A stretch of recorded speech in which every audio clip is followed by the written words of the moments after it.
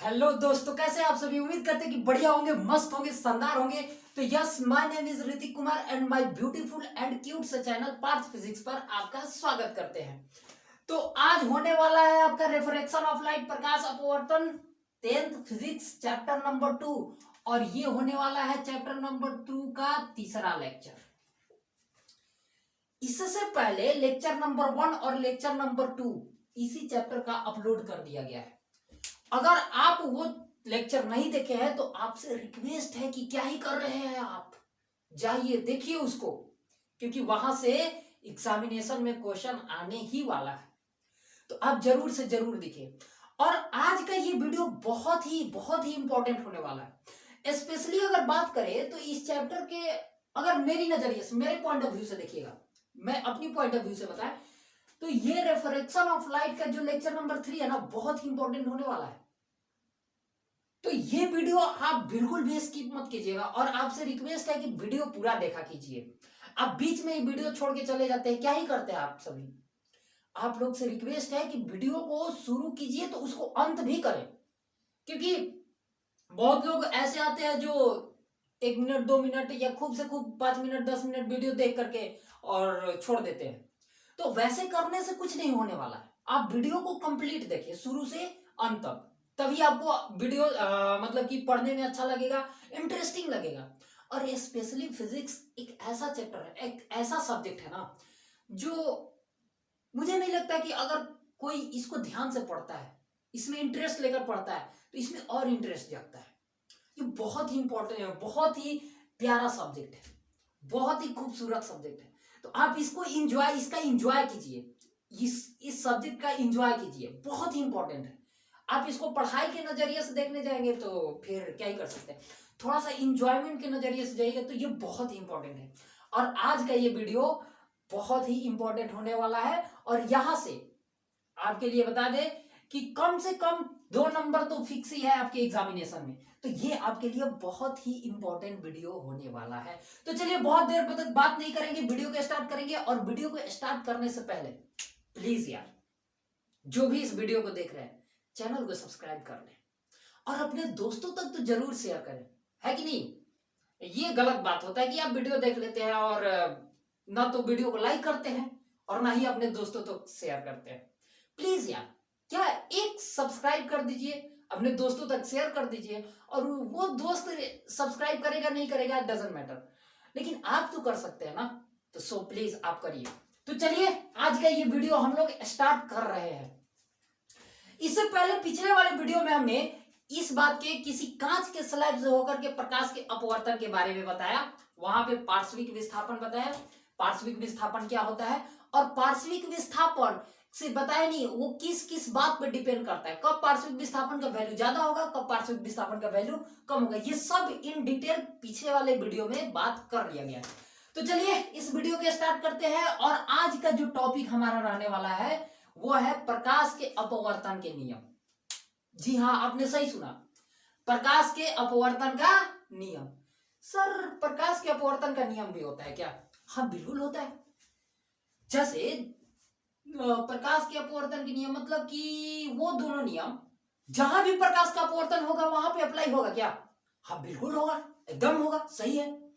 तो हाँ सर, चलिए हम एकदम बैठ के देख रहे हैं, आप बताइए, एकदम मजा आएगा पढ़ने में। हाँ बिल्कुल मजा आएगा, एकदम बैठ कर देखिए। तो आज का जो आपका हेडिंग होने वाला है वो होने वाला है प्रकाश के अपवर्तन का नियम। प्रकाश के अपवर्तन के नियम, लॉ ऑफ रिफ्रैक्शन, यानी law of refraction of light. ये होता क्या है, जरा इसको हम लोग गौर से इन डिटेल बहुत बढ़िया से बारीकी से बात करेंगे। इसके जिस तरह से प्रकाश का परावर्तन का नियम आपने पढ़ा, उसी तरह से प्रकाश के अपवर्तन के भी 2 नियम है, रूल नंबर 1 और रूल नंबर 2। बस यही 2 नियम है। देखिए, नियम जान लेना कोई बहुत बड़ी बात नहीं है, वो कोई जानता है, लेकिन आपको उस नियम का यूज करने आना चाहिए। सबसे इंपॉर्टेंट बात यही होता है कि बहुत से लोगों को ये नियम पता होता है कि हाँ ऐसा ऐसा होता है, बट नियम का यूज नहीं कर पाते, तो फिर उस नियम को जानने का कोई मतलब है नहीं बेसिकली, राइट। जिस तरह से सिंपली बात बता रहे हैं, जिस तरह से सभी को पता है कि हमारे देश के लिए डॉक्टर भीमराव अंबेडकर जी कितने महान व्यक्ति थे, लेकिन फिर भी बहुत लोग ऐसे हैं जो इस इंडियन कॉन्स्टिट्यूशन, भारतीय संविधान को उतना महत्व नहीं देते हैं, तो फिर उनके लिए वो कोई मायने नहीं हुआ। फिर तो जस्ट लाइक वही बात है कि बहुत से लोग तो इस नियम को जानते हैं, लेकिन यूज कैसे किया जाता है यही नहीं जानते हैं। तो सबसे इंपॉर्टेंट चीज है कि आपको इस वीडियो में हम आपको इस नियम को ही नहीं बताएंगे, साथ ही साथ इस नियम का हम लोग यूज कैसे करते हैं, कहीं पे न्यूमेरिकल क्वेश्चन अगर यहां से आएगा तो कैसे करेंगे, वो सब इन डिटेल यहां पे हम लोग बतियाएंगे। तो आप वीडियो को स्किप बिल्कुल भी मत कीजिएगा, क्योंकि अगर आप 10th के बोर्ड की तैयारी कर रहे हैं, चाहे वो सीबीएसई बोर्ड, वैसे तो हिंदी में बता रहे हैं तो सीबीएसई बोर्ड नहीं कर सकते हैं, तो जितने भी बिहार बोर्ड के बच्चे हैं उनके लिए बहुत ही इंपॉर्टेंट ये वीडियो है, या कोई भी अदर स्टेट, यूपी बोर्ड या जो भी हो, है ना, किसी भी स्टेट बोर्ड का आप तैयारी कर रहे हो जहां पे हिंदी मीडियम है, तो वहां पे आपके लिए ये बहुत ही हेल्पफुल वीडियो है। तो सबसे पहले रूल नंबर 1 की बात करते हैं। देखिए, लोचा लूल नहीं है क्या ही कर रहे हैं सर, अरे ध्यान दो यार, लोचा जो होता है रूल नंबर 1 में नहीं होता है, लोचा जो होता है रूल नंबर 2 में होता है, क्योंकि यही बड़ा कॉम्प्लिकेटेड होता है और यहीं से क्वेश्चन भी आता है, राइट। तो इसको बहुत केयरफुल होकर के देखना है। रूल नंबर 1 कोई खास नहीं है, वो पहले वाला ही है, वो सभी को आता है, या आपको भी आता है। अगर आपने एकदम ईमानदारी से वो पहला चैप्टर पढ़ाई किया है तो, अगर नहीं किया है तो फिर कोई मतलब ही नहीं है। तो खैर सबसे पहले रूल नंबर 1 की बात करते हैं। रूल नंबर, जैसे प्रकाश के परावर्तन का पहला नियम क्या था? प्रकाश का परावर्तन का पहला नियम वो यही था कि कोई आपतित किरण, परावर्तित किरण एवं आपतन बिंदु पर डाला गया लंब, तीनों एक ही प्लेन में होता है कि नहीं? जस्ट लाइक वही रूल यहां भी है। रूल नंबर 1 वही बात है, बाकी और कुछ नहीं है। रूल नंबर 1 कहता क्या है? सिंपल सा कि आपतित किरण, आपतित मतलब समझ रहे हैं ना, आपतित किरण, हाँ सर आपतित किरण समझते हैं, वह किरण जो किसी सतह पर आकर के आपतित मतलब पड़ता, वही किरण की बात कर रहे हैं। आपतित किरण, अपवर्तित किरण,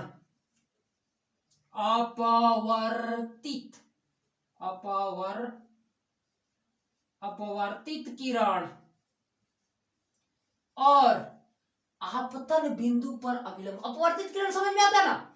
अरे हाँ भाई, हाँ सर समझ में आता है। जो प्रकाश किसी माध्यम में प्रवेश करेगा तो अपवर्तन के कहने का मतलब है वहां से जिस डायरेक्शन में बेंड होकर चला जाएगा वही प्रकाश अपवर्तित किरण है। हाँ सर, अरे इतना समझ में आता है तो बहुत अच्छी बात है। आपतित किरण, अपवर्तित किरण एवं आपतन बिंदु पर, आपतन बिंदु समझ में आता है? हाँ सर बिल्कुल समझ में आता है। क्या होता है? वह बिंदु जिस बिंदु पर कोई प्रकाशीय किरण आकर के आपतित होती है, यानी कि कोई किरण, जैसे ये कोई अपवर्तक सतह है तो यहां से ये कोई प्रकाशीय किरण आकर के इस पे इंसिडेंट हुआ है, तो ये वाला बिंदु आपतन बिंदु है कि नहीं हो? हाँ सर इतना समझ में आता है। ये छोटा छोटा क्या ही कर रहा है सर, आप आगे बढ़िए। हाँ बढ़ रहा है, जरूर गौर सुनो। तो आपतित किरण, अपवर्तित किरण एवं आपतन बिंदु पर डाला गया लंब तीनों एक ही तल में होता है, तीनों एक ही तल में होता है। एक ही तल समझ में आता है? हाँ सर कुछ बताए तो थे पिछले पहला चैप्टर में, कुछ फिर से बता दीजिए। चलो यार तुम लोग ना मेरा दिमाग खा जाओगे यार, कम से कम इतना तो आपको आना चाहिए जो भी बता चुके हैं। चलिए खैर एनीवेज, खाना तो सभी खाते हैं, फिर से वही, खाना सभी खाते हैं, खाना खाने का तरीका आपको मालूम है? हाँ सर, कैसे? ऐसे डालिए उसको, क्या दाल को मिला लिए, चावल को मिला लिए, खा डालिए, चला गया। हाँ, उसी को भोजन कहते हैं। तो प्रोसीजर वगैरह कहने का मतलब सिंपल सा है कि आपको पता है कि जो चावल होगा वो एक अलग थाली में है, और जो सब्जी होगा एक अलग प्लेट में है, और जो दाल होगा एक अलग कटोरी में मिलेगा। ये तभी मिलेगा जब आप सक्सेसफुल होंगे। नहीं सक्सेसफुल होंगे तो एके में सब मिलेगा। ये ले, दालो एके में, चावल भातो एके में, चावलो एके में, सब चीज उसी में मिलेगा, खाओ, है कि नहीं हो? तो आपको अलग अलग प्लेट में खाना है तो आपको सक्सेसफुल होना होगा। सुनिए ध्यान से। तो सिंपल कहने का मतलब है, खाने का एक तरीका है कि आपको चावल अलग प्लेट में, उसके बाद चावल को अलग थाली में लेना है, सब्जी को एक अलग प्लेट में, और दाल को अलग कटोरी में लेना है। तो देखिए यहाँ पे तीन चीजों के लिए तीन अलग अलग बर्तन यूज कर रहे हैं। चावल के लिए अलग बर्तन, सब्जी के लिए अलग बर्तन, और दाल के लिए अलग बर्तन।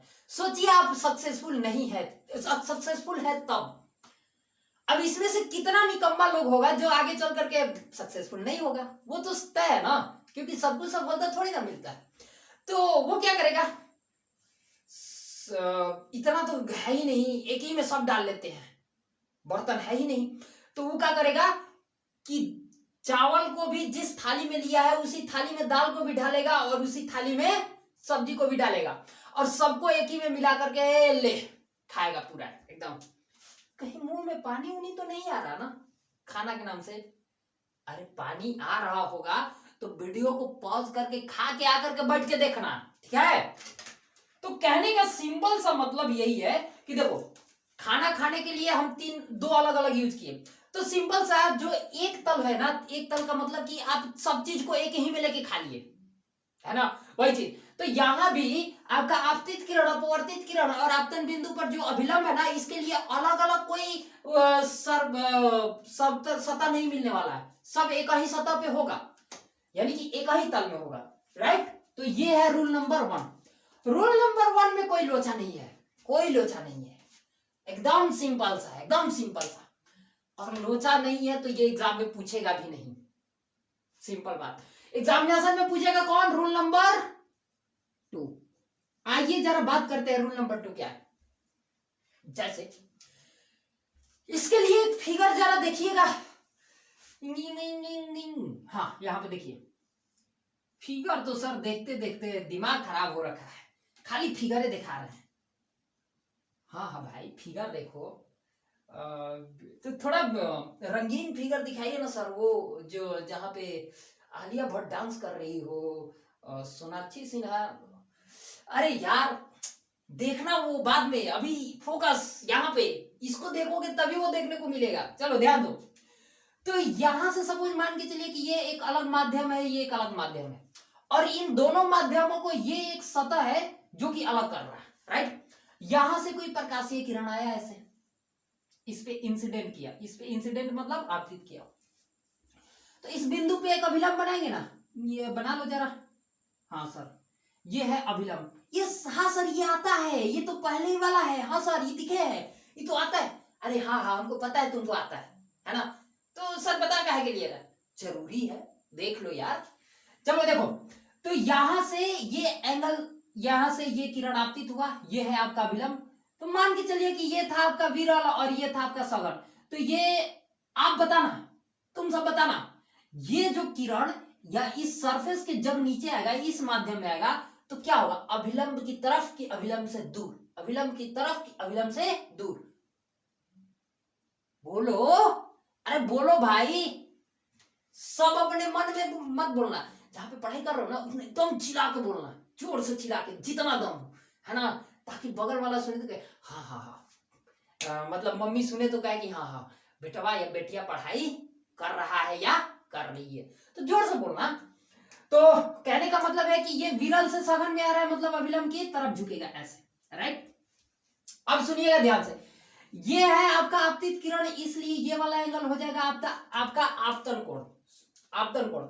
और ये है आप अपवर्तित किरण, इसलिए ये वाला एंगल हो जाएगा आपका अपवर्तन कोण। और मजेदार बात की इसको भी आर द्वारा सूचित करते हैं।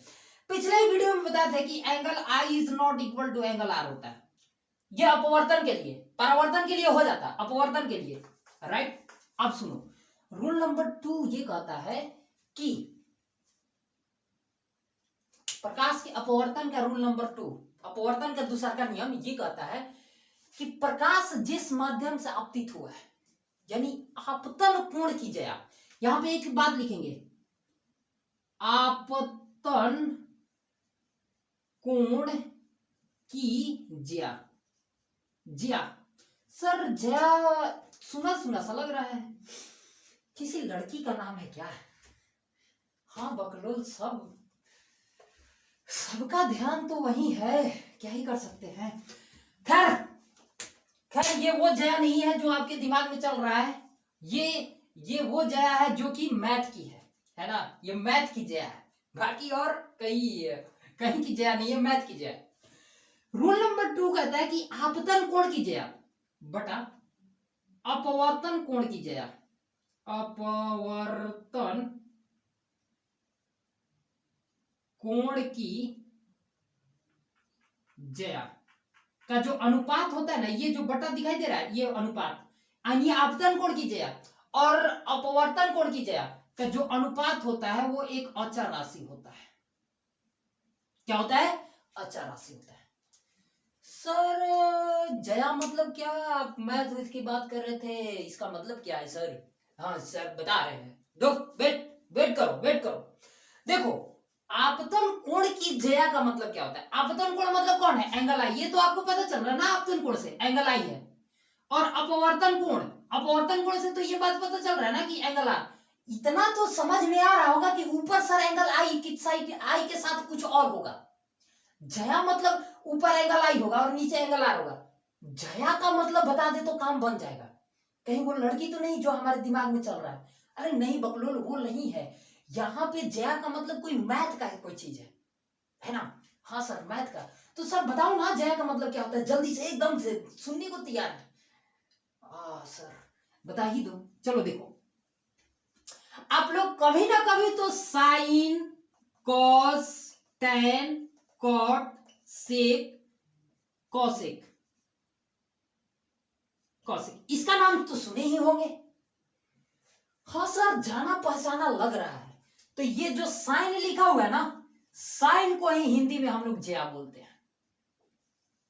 साइन को ही हम लोग हिंदी में क्या बोलते हैं? जया बोलते हैं। तो यहां से आप अब कुछ नहीं, अब नीचे कुछ देखना ही नहीं है। जया का मतलब, जया को इंग्लिश में साइन बोलते हैं, और ये एक मैथमेटिकली ऑपरेशन है, मैथ का कोई टर्म है जिसको हम लोग ट्रिगोनोमेट्री में पढ़ेंगे। आपका 10th का ही है त्रिकोणमिति, तो वहां पे आपको ये साइन के बारे में पढ़ना है। साइन, कॉस, टेन, कॉट, सेक, कॉसेक, ये सब आपको मैथ में पढ़ाया जाएगा। फिलहाल यहाँ पे साइन की जरूरत है क्योंकि यहाँ पे जया नाम की एक वर्ड आया है। जया मतलब साइन। तो इसको जब हम इन शॉर्ट फॉर्म में लिखे तो आपतन कोण की जया, आपतन कोण की जया, यानी कि आपतन कोण को बाद में, पहले साइन को लिखिए। साइन, साइन के साथ कौन है? आपतन कोण ऊपर। साइन आई का मतलब हो गया आपतन कोण की जया। नीचे क्या है? अपवर्तन कोण की जया। नीचे क्या है? अपवर्तन कोण की जया। तो अपवर्तन कोण मतलब, हाँ इतना तो बात समझ में आ रहा है। आर तो कहीं ना कहीं, अच्छा जैसे ऊपर लिखो ना साइन आई, उसी तरह से नीचे भी लिखो। पहले जया मतलब साइन, और अपवर्तन कोण यानी आर। साइन आई बटा sine R is equal to constant, is equal to constant. अरे सर कहा फिर अंग्रेज बना रहे हैं हमें, हम हिंदुस्तानी ही सही है। हाँ, मेरा जूता है जापानी, ऐसे फिर भी दिल है हिंदुस्तानी। हाँ भाई हिंदुस्तानी रहो। तो वो हो जाएगा आपका अचर। अचर मतलब जिसका वैल्यू बदले ना। और सबसे इंपॉर्टेंट मजेदार बात, इस नियम को हम लोग स्नेल का नियम बोलते हैं। स्नेल का नियम बोलते हैं। तो आपसे एग्जामिनेशन में पूछ देगा कि स्नेल का नियम बताइए क्या है, तो कंफ्यूजिया मत जाइएगा कि सर तो स्नेल का नियम ही नहीं बताए थे, क्या ही लिखे। अरे वही है, प्रकाश के अपवर्तन का जो दूसरा नियम है वही है स्नेल का नियम, राइट, स्नेल का नियम। साइन आई बटे में sine R is equal to constant. अब सवाल ये होता है कि हाँ सर कांस्टेंट, कांस्टेंट मतलब एक अचर वैल्यू जिसका वैल्यू कभी चेंज, कहने का मतलब है एक अचर मान। अचर मान केवल लिख देने से सर ये बात थोड़ी ना समझ में आ गया कि साइन आई बटा साइन आर का मान क्या होता है। ये बात एकदम मजेदार बात बोले हो। अगर किसी के दिमाग में ये क्वेश्चन आया है, एक खुरापाती माइंड में आया है, तो उसका दिमाग सच में बहुत बढ़िया काम कर रहा है। कहने का मतलब सिंपल है कि अचर मान करने से थोड़ी ना पता चल रहा है कि साइन आई बटा साइन आर का मान क्या होगा, है कि नहीं हो। इतनी तो बातें समझ में आ रही, इतना तो कॉमन सेंस है। तो क्या किया जाए सर बताइए इस अचर का मान कितना होगा। हाँ तो चलो बताते हैं, जरा गौर से देखना। तो इसको कहा जाता है साइन आई बटे sine R is equal to constant, और ये अचर का जो वैल्यू होता है ना वो होता है अपवर्तनांक।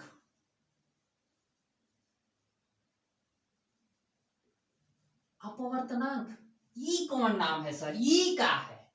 अब ई का है, ई का है बे,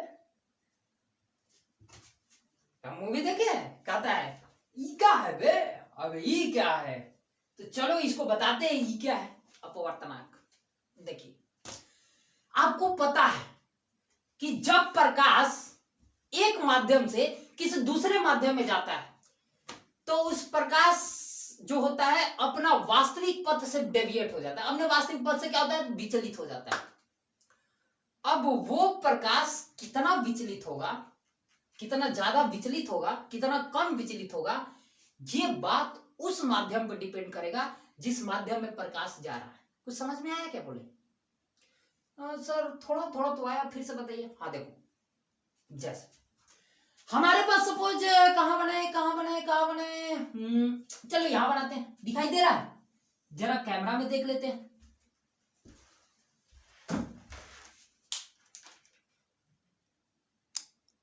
ऑफ कोर्स दिखाई दे रहा है, चलो ध्यान से देखो।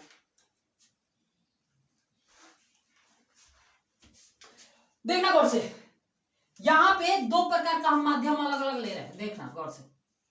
ये एक नीचे वाला माध्यम अलग है और इसके ऊपर वाला माध्यम ये अलग है। अब सुनना ध्यान से, इस माध्यम में मान के चलिए प्रकाश का चाल कुछ अलग चाल था और यहां पे कुछ अलग है। सपोज मान के चलो कि ये आपका विरल माध्यम था और ये आपका सघन माध्यम है, तो यहां से कोई प्रकाशीय किरण ऐसे आएगा तो ये हल्का सा बैंड होकर के अभिलंब की तरफ झुकेगा। अब सुनो, ये अभिलंब की तरफ कितना बैंड होगा, कितना झुकेगा, ये बात डिपेंड करेगा इस मीडियम के मटेरियल पे, इस मीडियम के क्वालिटी पे, इस मीडियम के नेचर पे। क्या क्या बोल दिए सर, वाह कितना खूबसूरत सर बताते हैं आप। चलो यार देखो, खूबसूरत बताते हम नहीं, खूबसूरत आप पढ़ते हैं तो आपको लगता है कि खूबसूरत हम बताते हैं, है कि नहीं। बाकी नहीं पढ़ने वालों के लिए क्या ही गजरा और मूली एक जैसा, है कि नहीं। तो चलो ध्यान सुनो, यहां पे प्रकाश विरल से सघन में आ रहा है और वो अभिलंब की तरफ बैंड हो रहा है। ये प्रकाश कितना बैंड होगा, ये बात इस माध्यम की प्रकृति पर निर्भर करती है, और वो प्रकृति बताता है उस माध्यम का अपवर्तनांक। इसको इंग्लिश में अपवर्तनांक को रिफ्रैक्टिव इंडेक्स बोलते हैं। इसको क्या बोलते हैं इंग्लिश में, रिफ्रैक्टिव इंडेक्स। यानी किसी भी माध्यम का जो अपवर्तनांक है वो हमें ये डिसाइड कराता है कि जब उसमें कोई प्रकाश की किरण इंटर करेगी यानी प्रवेश करेगी तो वो कितना बैंड होगी, यानी वो कितना विचलित होगी अपने मूल्य पथ से, है कि नहीं हो। तो सिंपल सा अपवर्तनांक का मतलब ये होता है। और सबसे मजेदार बात आपको बताएं कि जिस माध्यम का अपवर्तनांक जितना ज्यादा होता है उस माध्यम में प्रकाश का विचलन उतना ही ज्यादा होता है, और जिस माध्यम का अपवर्तनांक जितना कम होता है उस माध्यम में प्रकाश का विचलन उतना ही कम होता है। जैसे गौर से सुनिएगा, हवा का जो अपवर्तनांक होता है, हवा का जो अपवर्तनांक होता है वो 1 होता है, हवा का अपवर्तनांक 1 होता है। जो पानी का अपवर्तनांक होता है वाटर, वो होता है 1.33, और जो कांच का अपवर्तनांक होता है, कांच का अपवर्तनांक वो होता है 1.5। चलो ध्यान से देखो, अपवर्तनांक से सिर्फ और सिर्फ इस बात का हम पता नहीं लगा सकते, सिर्फ इतना ही हमें नहीं पता हो सकता कि प्रकाश कितना बैंड होगा, बल्कि प्रकाश उस माध्यम के अपवर्तनांक से हम ये भी बात बता सकते हैं कि उस माध्यम में प्रकाश का चाल कितना होने वाला है, कितना ज्यादा और कितना कम। तो ये अपवर्तनांक जो है ना बहुत ही इंपॉर्टेंट चीज है। इससे तो सबसे पहले हमें ये बात पता चलता है कि प्रकाश कितना ज्यादा बैंड होगा, और दूसरी चीज प्रकाश के अपवर्तनांक से हमें ये भी किसी माध्यम के अपवर्तनांक से हमें ये भी बात पता चलता है कि उस माध्यम में प्रकाश की चाल कितना ज्यादा और कितना कम होगा। जैसे आपको पता है कि हवा में जो स्पीड ऑफ लाइट होता है 3 × 10⁸ मीटर पर सेकेंड, राइट, और कांच में आपको पता है कि उसका स्पीड होता है 2 × 10⁸ मीटर पर सेकेंड। am I right? होता है कि नहीं होता है? हाँ सर होता है। तो ये स्पीड ऑफ लाइट हम ये रिफ्रैक्टिव इंडेक्स से भी हम पता लगा सकते हैं। रिफ्रैक्टिव इंडेक्स भी हमें बता रहा है कि हवा में जो होगा ना स्पीड ऑफ लाइट ज्यादा होगा, और कांच में जो होगा ना कांच में जो स्पीड ऑफ लाइट होगा वो कम होगा, क्योंकि हवा का रिफ्रैक्टिव इंडेक्स कम है और कांच का रिफ्रैक्टिव इंडेक्स हवा से ज्यादा है। यानी सर कहीं ना कहीं हवा में स्पीड ऑफ लाइट ज्यादा है और कांच में स्पीड ऑफ लाइट कम है, और यूं देखें तो अपवर्तनांक हवा का कम है और कांच का ज्यादा है, और स्पीड देखें तो हवा में ज्यादा है और कांच में कम है। कहीं सर ऐसा तो नहीं लग रहा है ना कि जिस माध्यम का अपवर्तनांक जितना ज्यादा होगा उस माध्यम में स्पीड ऑफ लाइट उतना ही कम होगा। अगर ये बात आप समझ गए तो आप बहुत महान हैं। हाँ सर पहले बात तो हमारे दिमाग में आया था, नहीं सर हमारे दिमाग में आया था, नहीं सर ये सब को छोड़िए हमारे दिमाग में आया था।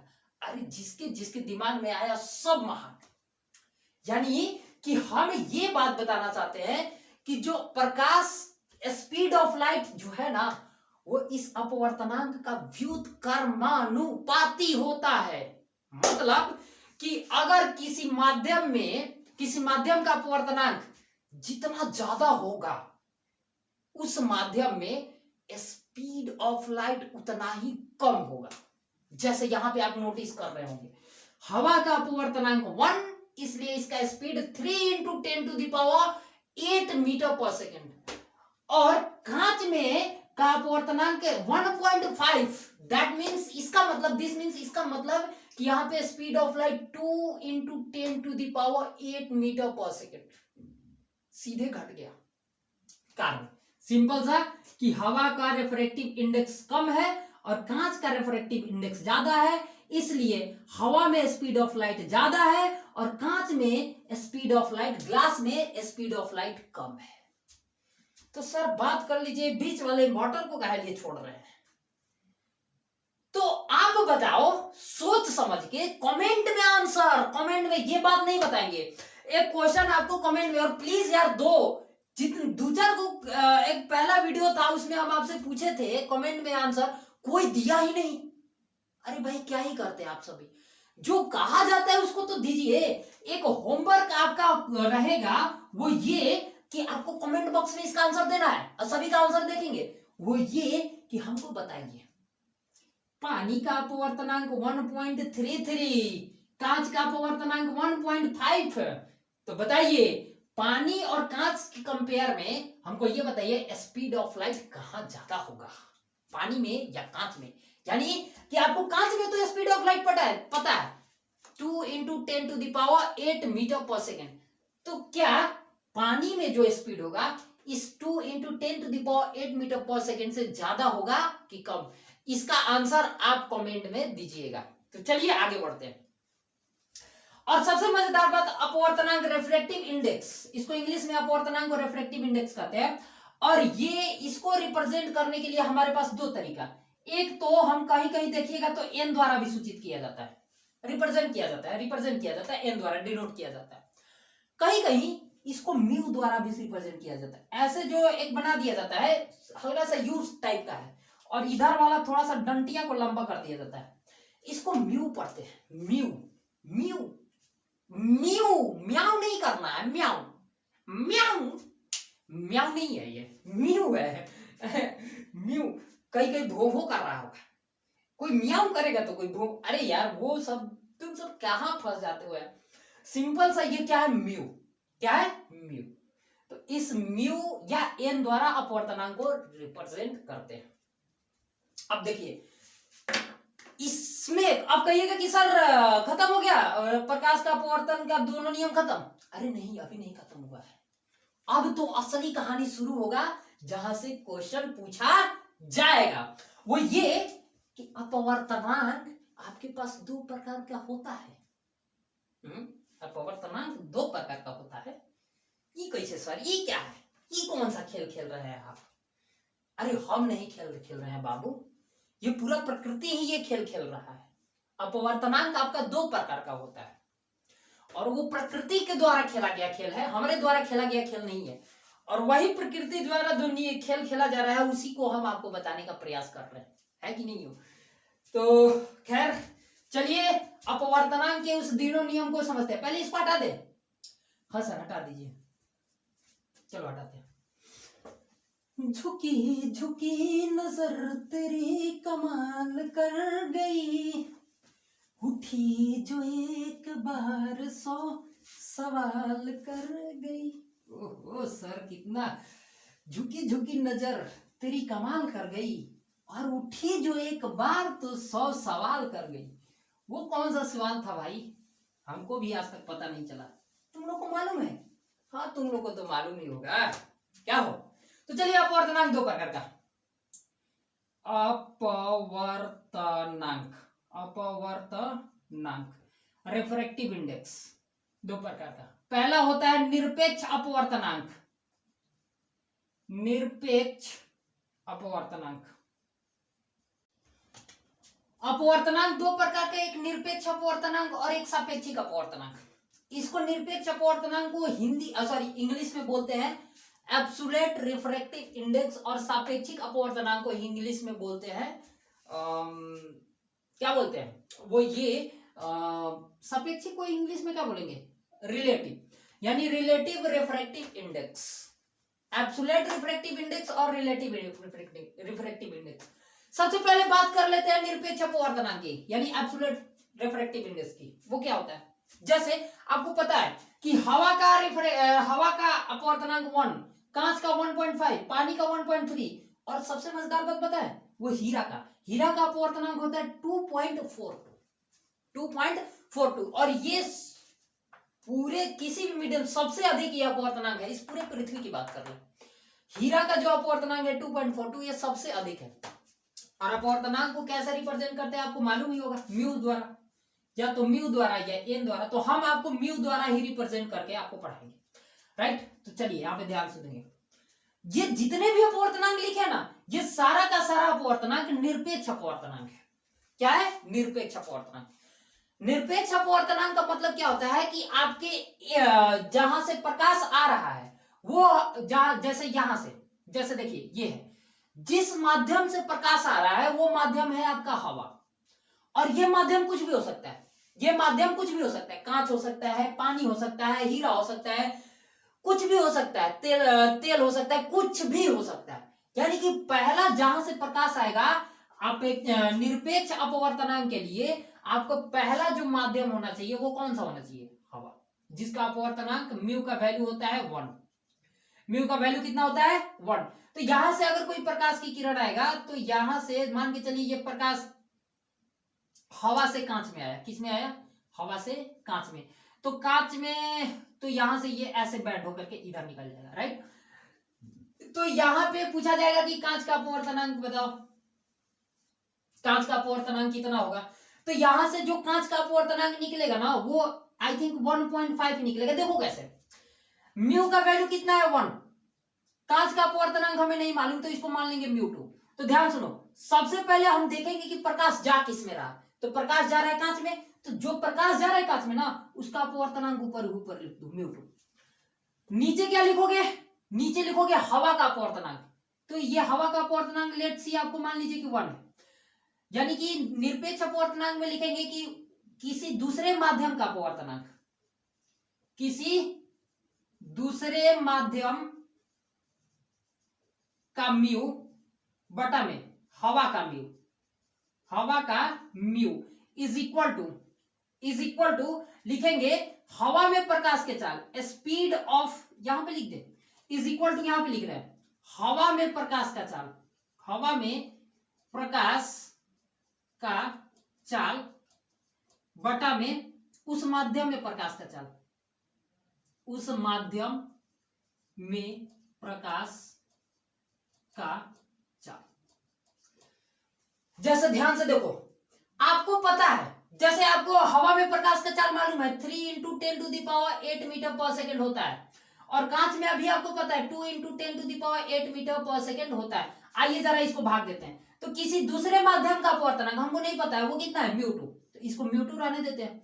और हवा में का अपवर्तनांक कितना है, 1 है, तो इसको 1 रखते हैं, और इज इक्वल टू हवा में प्रकाश का चाल कितना है 3 × 10⁸ मीटर पर सेकेंड, और उस माध्यम यानी कांच में प्रकाश का माध्यम स्पीड कितना है 2 × 10⁸। तो जरा यहाँ पे गौर से देखिएगा तो ये 10 के पावर 8 से 10 के पावर 8 खत्म, तो यहाँ से जो μ2 का वैल्यू निकल के आएगा 3/2, ओवरऑल कितना निकल के आएगा, जब 2 से 3 में भाग देंगे तो 2 एकम 2 0.5, देखिए तो μ2 का वैल्यू 1.5 निकल के आया कि नहीं आया। तो ये जो μ2 का वैल्यू 1.5 है वही है आपका निरपेक्ष अपवर्तनांक। क्या है, निरपेक्ष अपवर्तनांक।